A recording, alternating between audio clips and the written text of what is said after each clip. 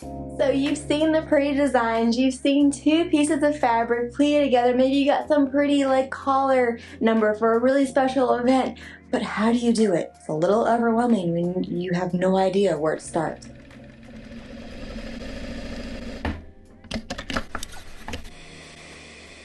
Hey everyone, I'm Sarah, and in this video we are going to get into how to pleat together two pieces of fabric without your head exploding, and you're going to have a just fantastic result. And it's a special project for me that I am going to be using to share this with you all. A little bit of a full circle. It's going to be our last baby's birthday is coming up, and yeah, I'm going to do a birthday number. So we're going to pleat two pieces of fabric together for smocking, and I'm going to give you away all the details. That way you can do the same and have something that comes together, and it's just really pretty. It's like a really fun, just a special thing to do for whatever. So my first layer is this gorgeous Swiss edging number. I love using these wider trims in situations like this. Audrey's first birthday bubble featured this trim in the same sort of manner. Then my next fabric, well, I was planning on just pulling something out of my stash, but alas, I didn't have anything large enough, and I had not planned on anything else because this is the fourth baby and that's just how the cookie crumbles. So I got some fabric at my office and brought it home to pre-wash.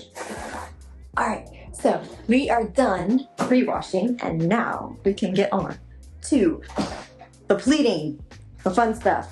How do you pleat two layers of fabric together and not have it turn into a hot mess in a hurry? I'm about to show you. I'm just gonna grab my water. Anywho. Okay, so first thing is, you know, making YouTube videos, I realized how much I say okay, so, and anyhow. I also say anywho a lot. I'm not sure if I should work on that, or I don't know. Let's work on the focus first. Possibly. Okay. Your first step is to take the dowel. If you don't have a dowel, you really should get a dowel. I have videos on, like, you know, if you're new to smocking, pleating, that sort of thing. I love one that's on the thicker side of life, so you just have something to hold on to and it's easier to turn and just all the things. I really enjoy it, being on the thicker side. So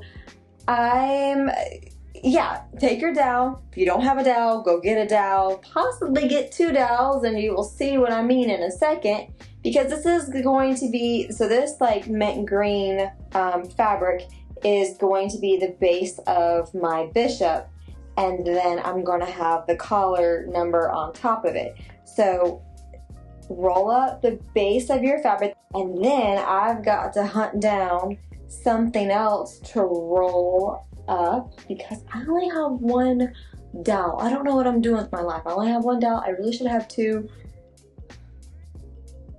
I don't know.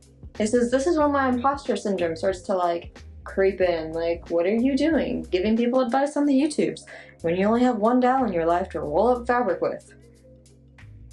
But alas, that's reality. So I gotta go find something else.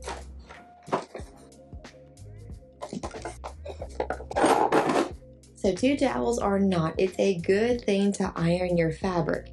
If you want to introduce some starch to the mix, be my guest, but I don't do that. As I say, it's sewing, so you do you. And since I didn't have two dowels at the time, I have since purchased another dowel. I know y'all are so proud.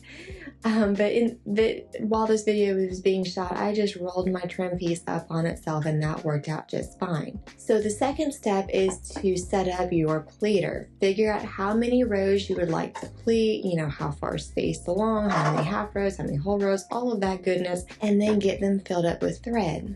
Alright, so I can't find another dowel. I really should go out and get one. But the idea, here's the idea, is that you're going to put one fabric behind the other fabric. So here's one dowel going in. And this is at, like, you know, if you're going to just pleat up one piece of fabric, this is what you would do, right? One piece just on the dowel, ready to be fed through your smocking pleater. Now, the only difference, and now ideally this is on a dowel, but life. So the only difference is this is going to be placed on top. And you're going to want, well, first of all, you want all of the right sides of the fabric to be going the same direction. The right side of the fabric is facing up. The right side of your second piece of fabric should be facing up, okay? So another way of saying that is the wrong side of this will be touching the right side of this, okay? All the right sides facing up. Think about how the garment's gonna be worn, and that will make sense. When you're feeding this through, you want to be mindful of a couple things, that the raw edges are staying in line with each other and that the raw edges are both like in the same pleating groove. You know, as the same thing as a single piece, you want to make sure it's in the same pleating groove as you're feeding it through, but now you got 2 layers, so you got to make sure both raw edges are staying together. I don't suggest basting them together, because as you put this through, like the reason we have them on 2 different, ideally dowels, but you know, use your imagination. The reason we haven't joined the 2 together is that I've done it, it's possible, but you've got to be absolutely meticulous when you do your basting together, because if you have little tiny gaps between one piece of fabric to the other piece of fabric, it's gonna add up, okay? And then you're gonna get into this situation where you've got a bubble and you've got a crease and you've got this and that. And so the easiest, I think, the more foolproof, not that I'm trying to say any of y'all are fools, but the least likely way to mess her up is to keep them separate. If you baste them together, like I said, I've done it, it does work, but you've got to be very meticulous with how you do them together. Now, if you go that route and you baste them together, then you have there's pros and cons to everything. Now you have the pro that you can just do it all on one dowel, but I don't know. I think this is the best way to do it. So I'm going to show you what that looks like. So here is a critical step of the process, getting things seated. I'm going to approach this one piece of fabric at a time. So I'm starting with that bottom layer of fabric, concentrating on getting that seated properly. This step should be approached with patience, trying to be as precise as you can. So you want to get that long raw edge of the fabric to be as parallel to your pleating threads as you can get. While doing this, make sure you're still in the pleating groove with the other raw edge. Once both of these conditions are met, then I seat that fabric by starting to turn my pleater. Just a very slight little turn. It just grabs a hold of that fabric, kind of keeps it in place. So now I can get the second layer seated. Doing the same process, getting that longer raw edge parallel with the pleating rod and making sure to keep the other raw edge in the same groove. And here is my setup before I begin pleating. Again, both fabrics are parallel with the pleating rod and they're both aligned in the same pleating groove. And now we can begin pleating. But you need to know about this critical part. Take your finger and put it underneath that bottom fabric.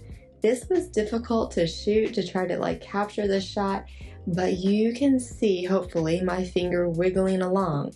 So this is a good practice whether you're pleating 2 layers or just 1 layer, but especially with 2 layers, you've got a lot that's been rolled up and it's easy for all of that fabric. I mean, it's got to go somewhere. It's been all rolled up, right? And it's been into the small space underneath your pleater. So it's easy for that fabric to get caught on the underside of those pleating rods.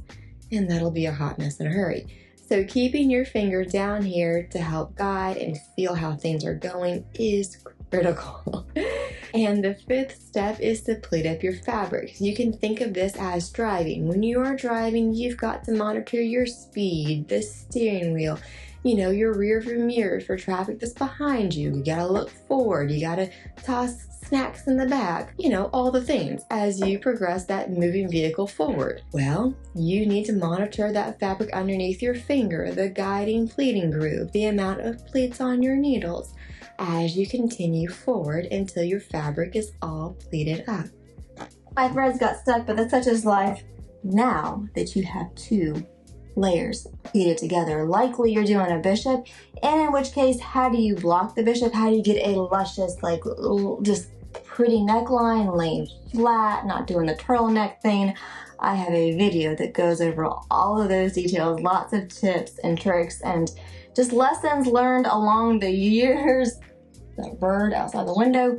Anywho, I hope this was helpful. If you have any questions, put them down in the comments below and I will do my best to answer them. And as always, I appreciate y'all for watching and I hope to catch y'all next time.